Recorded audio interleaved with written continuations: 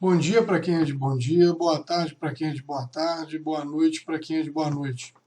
Meu nome é Alan Moreira Teixeira Gonçalves, mais conhecido como Contramestre Costela. Contramestre Costela porque sou contramestre de capoeira, cultura na qual fui iniciado há cerca de 29 anos atrás, e há cerca de 20 anos me dedico quase que exclusivamente ao ensino, pesquisa e estudo da capoeira, né, quanto patrimônio, identidade e cultura afro-brasileira. Eu sou mestre em educação pela PUC Minas, trabalho e pesquisa realizada com a capoeira, sou especialista em maçonologia, história e filosofia, bacharel e licenciado em história, e atualmente sou o presidente e fundador do Instituto Cultural Minas Bahia de Capoeira, que é um instituto no qual eu realizo pesquisas e trabalhos e ensino da capoeira. A gente hoje vai falar da capoeira enquanto patrimônio cultural, né, que é a proposta do projeto aprovado pelo Arte Salva, né, para a gente discutir um pouco sobre a capoeira como patrimônio cultural em Minas Gerais. Nesse sentido, a gente traz um registro do IPHAN, né, que aponta que o patrimônio cultural é o conjunto de manifestações, realizações e representações de um povo, de uma comunidade. Ele está presente em todos os lugares e atividades, nas ruas, em nossas casas, em nossas danças e músicas, nas artes, nos museus e escolas, igrejas e praças, nos nossos modos de fazer, criar e trabalhar, nos livros que escrevemos, na poesia que declamamos, nas brincadeiras que organizamos, nos cultos que professamos. Ele faz parte do nosso cotidiano e estabelece as identidades que determinam os valores que defendemos. É ele que nos faz ser o que somos. Quanto mais o país cresce e se educa, mais cresce e se diversifica o patrimônio cultural. O patrimônio cultural de cada comunidade é importante na formação da identidade de todos nós brasileiros. Importante ressaltar aqui a questão da gente conseguir compreender essa questão que é colocado nesse texto do IPHAN, que fala que quanto mais o país cresce e se educa, mais cresce e se diversifica o patrimônio cultural.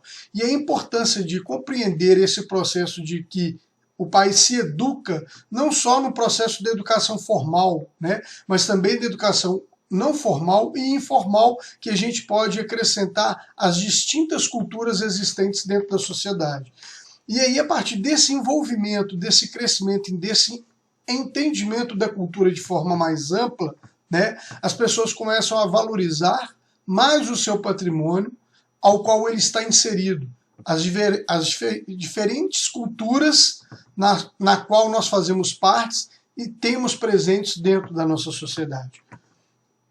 Nesse sentido, patrimônio cultural, né, dentro da Constituição brasileira, ele se encontra dentro do artigo 16, né, que amplia o conceito de patrimônio estabelecido a partir do decreto do número 25 de 30 de novembro de 1937, né, que substitui a nominação de patrimônio histórico e artístico por patrimônio cultural brasileiro. Então, ele acaba tendo uma abrangência maior.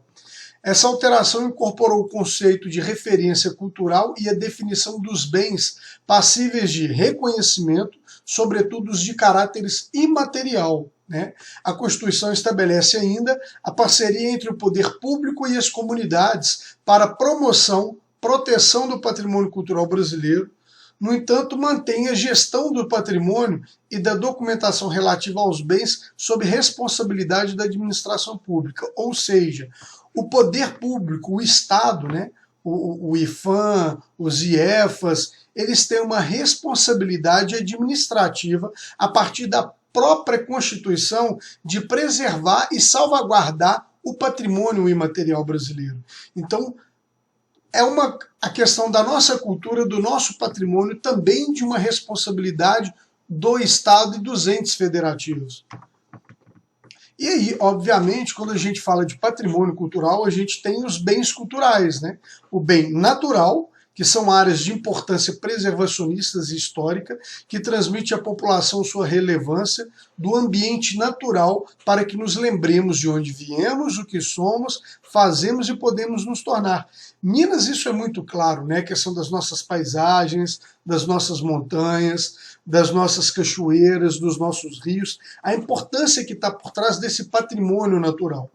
E temos também os bens materiais, né? O patrimônio material protegido pelo IPHAN e também o IEFA, né? Com base em legislações específicas, é composto por um conjunto de bens culturais classificados segundo a natureza nos 4 livros do tombo, que são os livros de tombamento, que é os livros de arqueológico, paisagístico e etnográfico, livro histórico, livro das belas artes e das artes aplicadas, né? É quando acontece o tombamento desse patrimônio material. Além do patrimônio material, ele é dividido em 2 instâncias, né? Que são os bens materiais imóveis, que são núcleos urbanos, sítios arqueológicos e paisagísticos, e bens individuais. E os bens materiais móveis, né? Que são coleções arqueológicas, acervos museológicos, documentais, bibliográficos, arquivísticos, videográficos, fotográficos e cinematográficos, né? Então a gente tem aí os imóveis, que são bens físicos, os núcleos urbanos, né? A gente pega aí, como na imagem, a igreja, a igrejinha da Pampulha, né? E os bens móveis, né? Que são, no caso, a gente pode pegar quadros de pintores como o Mestre Ataíde, esculturas e pinturas de Aleijadinho, dos nossos artesãos e artesãs mineiras, né, que constitui todo esse patrimônio, que a gente pode trazer essas peças como no patrimônio material móvel.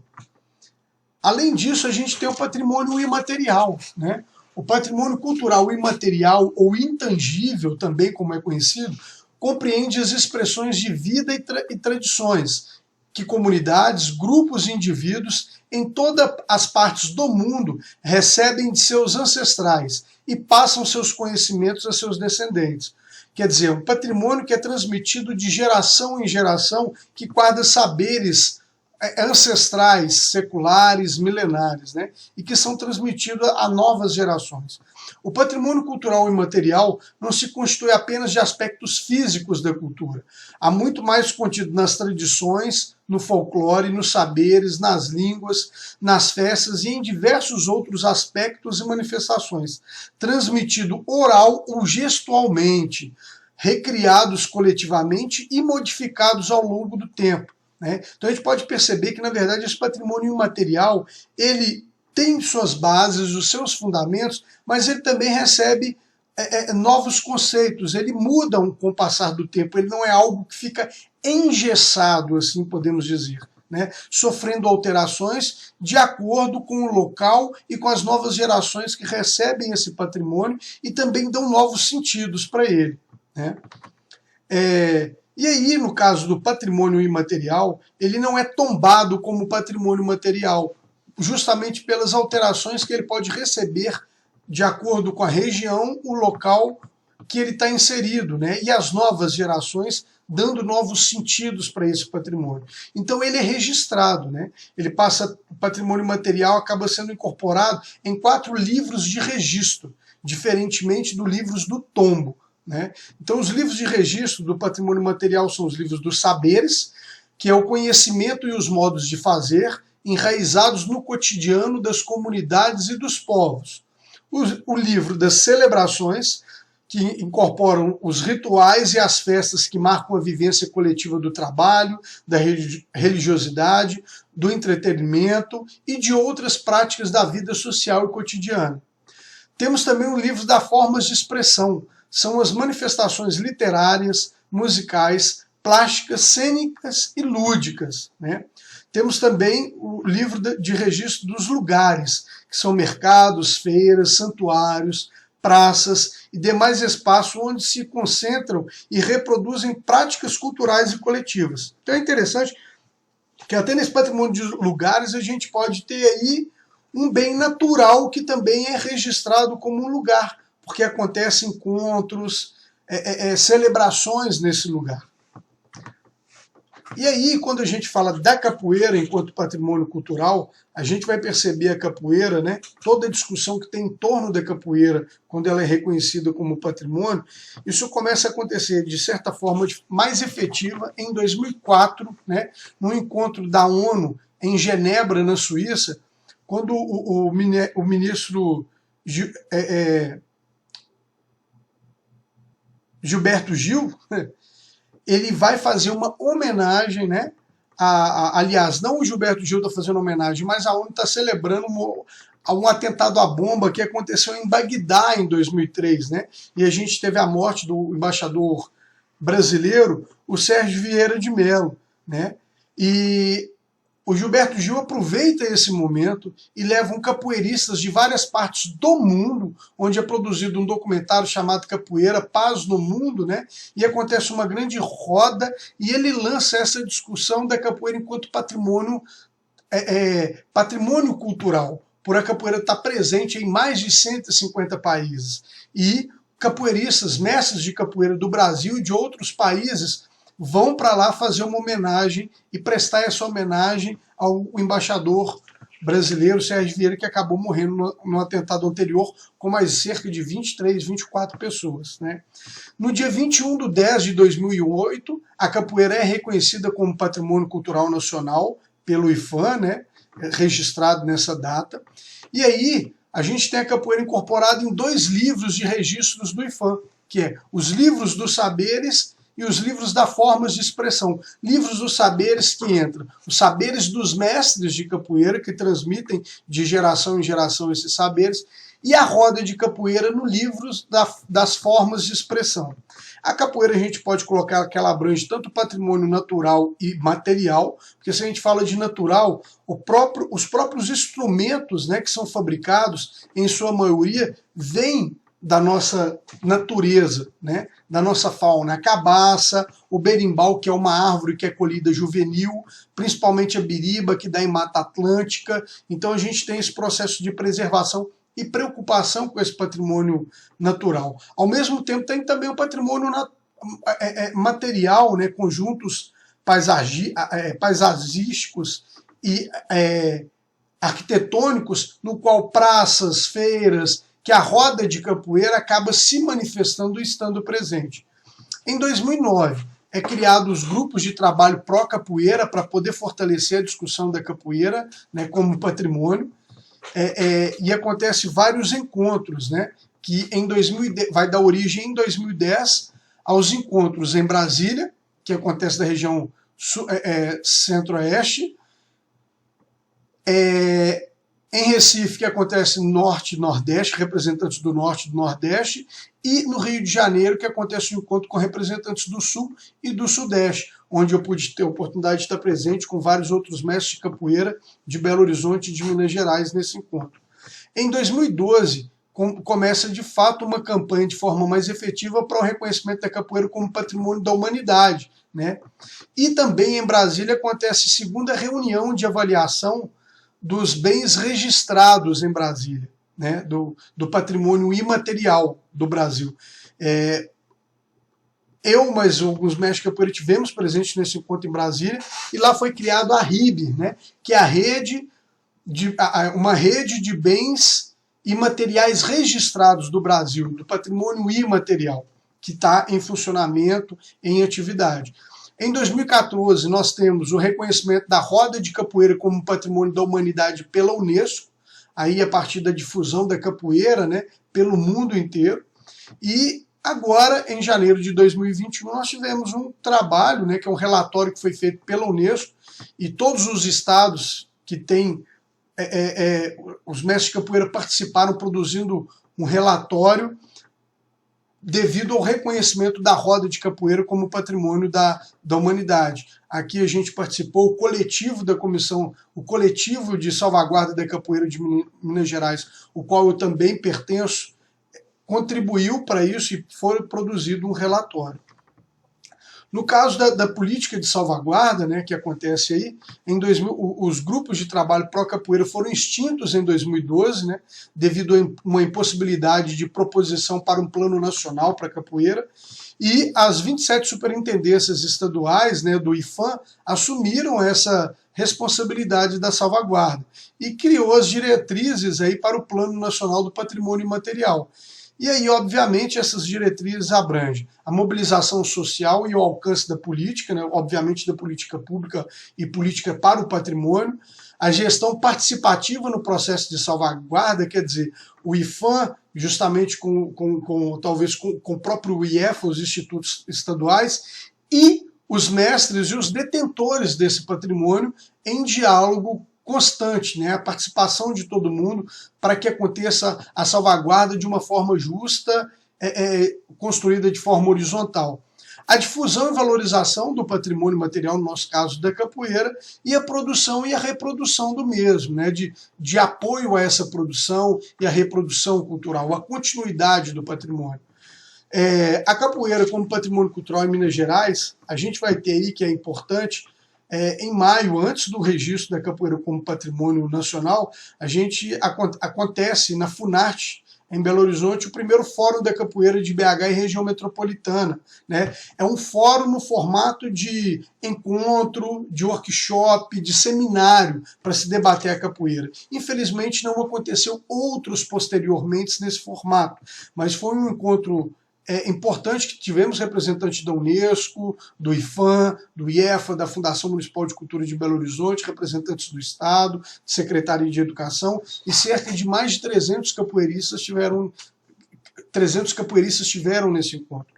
Em 2010 acontece em setembro o Balaio Cultural, organizado pelo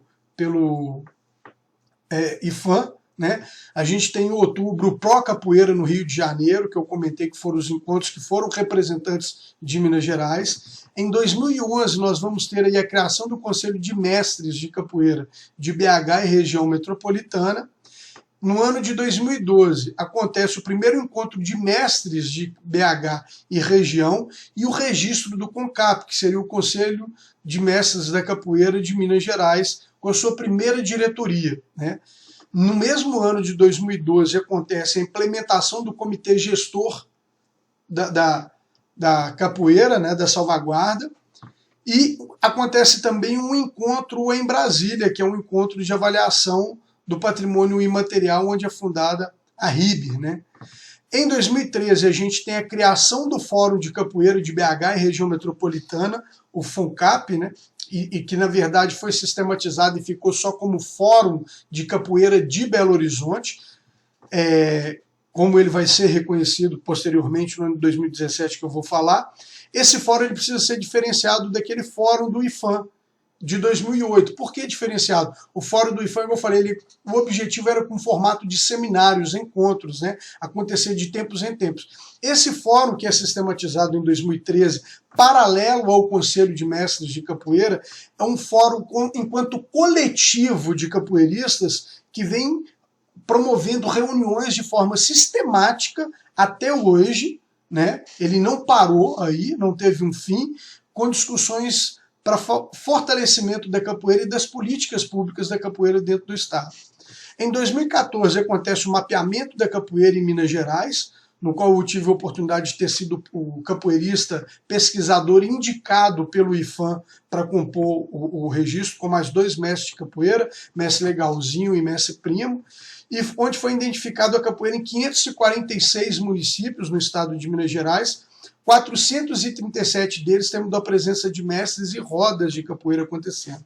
Então o mapeamento ele identifica isso, né? Do IFAM, 853 municípios mineiros que nós temos em Minas, é o estado com o maior número de municípios do país. 5 municípios nós não conseguimos nenhuma fonte ou informação se havia ou não prática de capoeira, não conseguimos resposta disso. 302 conseguimos identificar que não existia a prática da capoeira, né? E 546 municípios com a prática, onde dos 546, 437 municípios com grupos de capoeira, mestres e também acontecendo roda.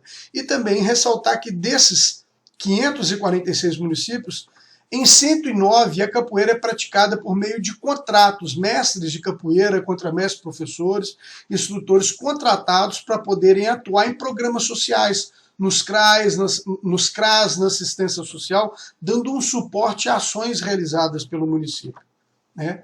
Aí um mapa da capoeira de forma mais efetiva, onde a capoeira está presente, em branco, onde não é detectado a presença da capoeira, né? E aí, em 2015 para 2016, a gente tem o reconhecimento, né, da capoeira como patrimônio no IEFA, na pontuação do ICMS cultural, que é uma política de preservação e salvaguarda do patrimônio que vem em Minas Gerais desde a década de 90, com a Lei Robin Hood, e em 2015, 2016 a capoeira começa a pontuar para o ICMS Patrimônio Cultural, onde o repasse é feito a partir de 2017. E, obviamente, não necessariamente que o dinheiro que chega para o patrimônio nos municípios é totalmente destinado para as ações de salvaguarda e preservação do patrimônio, né? Mas aí já é uma outra discussão. Acontece também um encontro em Brasília, em 2015, né, para discutir a questão do patrimônio, que alguns capoeiristas também vão estar presentes. Em 2016, formado o Conselho de Mestres de Capoeira do Triângulo Mineiro e Alto Paranaíba, vai representantes do IFAM de Minas Gerais, mestres de capoeira que compõem o coletivo do Fórum de Capoeira de Belo Horizonte, região metropolitana, e do coletivo de salvaguarda para orientar a partir das ações que são feitas aqui em Belo Horizonte também, né? Em 2017 começa a acontecer o repasse do ICMS cultural pela capoeira, onde alguns municípios que nem tinham nenhum tipo de patrimônio reconhecido passam a ter a capoeira que está presente no município, e por mais que seja um valor pequeno, é um valor que chega para o município a partir da capoeira, enquanto patrimônio, né, que o dinheiro é destinado para o patrimônio cultural. Em 2017 a gente tem o coletivo do Fórum da Capoeira de Belo Horizonte, que faz uma certa interlocução com a região metropolitana. O Fórum da Capoeira de Belo Horizonte é reconhecido como uma entidade representativa da capoeira em Belo Horizonte, né? Reconhecido pelo Conselho Municipal de Cultura, é publicado no Diário Oficial do município. Isso. Em 2017 também tem a criação do Conselho da Capoeira do Triângulo e da região, do Alto Paranaíba ali, né? Que anda paralelo ao Conselho de Mestres do Triângulo Mineiro e do Alto Paranaíba. Então lá tem o Conselho de Mestres do Triângulo Mineiro e Alto Paranaíba e o CONCATRIR, que é o Conselho da Capoeira do Triângulo Mineiro, né? São dois conselhos que caminham lado a lado. Em 2018 acontece o primeiro seminário temático da salvaguarda da capoeira de Minas Gerais, né? Onde o coletivo, né, o Comitê Gestor da Salvaguarda aí, faz uma solicitação direta para o IEFA, para o reconhecimento da capoeira como patrimônio cultural do Estado, né, entregue uma carta para um representante do IEFA da solicitação desse reconhecimento, que é uma outra luta que o coletivo de salvaguarda da capoeira de Minas Gerais tem já há algum tempo em diálogo com o IEFA, esse reconhecimento da capoeira como patrimônio do Estado. Em 2019, a gente vai ter aí, por um decreto federal, né, a extinção de todos os comitês gestores que existem, não só em Minas, mas no país inteiro. Isso acaba extinguindo o comitê gestor da salvaguarda da capoeira. Porém, a gente dá continuidade com o que seria esse comitê, com o coletivo de salvaguarda, né, que é constituído em diálogo com o IFAM e que não parou a partir dessa descentralização que aconteceu. Esse coletivo da salvaguarda, a gente começa a fazer uma discussão de descentralização das ações de capoeira, onde em um encontro, né, a gente promove e vota por 2 encontros da salvaguarda da capoeira, um encontro em Juiz de Fora e o outro encontro em Uberlândia para acontecer no ano de 2020. Porém, em 2020, a gente não vai conseguir fazer com que esses encontros aconteçam. É encaminhado um recurso para o IPHAN para que isso aconteça, mas com a pandemia é inviável fazer um encontro presencial. E aí, esse coletivo de salvaguarda, né, resolve fazer um projeto intitulado de A Memória da Capoeira em Minas Gerais, a voz dos mestres e das mestras, utilizando o recurso que vai para o IPHAN, que era dos encontros, para poder promover um registro de áudio-visual de cerca de 30 mestres e mestras da capoeira de Minas Gerais, para criar um banco de acervo desses mestres que contam a sua história. Infelizmente, não virou tempo hábil também, não teve como acontecer da forma com que foi, e aí parou por aí. A gente tem também, no final de 2020, eu, enquanto conselheiro de política cultural na cadeira de culturas afro-brasileiras, representante principalmente aí do Fórum da Capoeira de Belo Horizonte, com que eu fui para o Conselho, é levada essa proposta para o Plano Plurianual de Ação Governamental, PPAG, e é aprovado, né?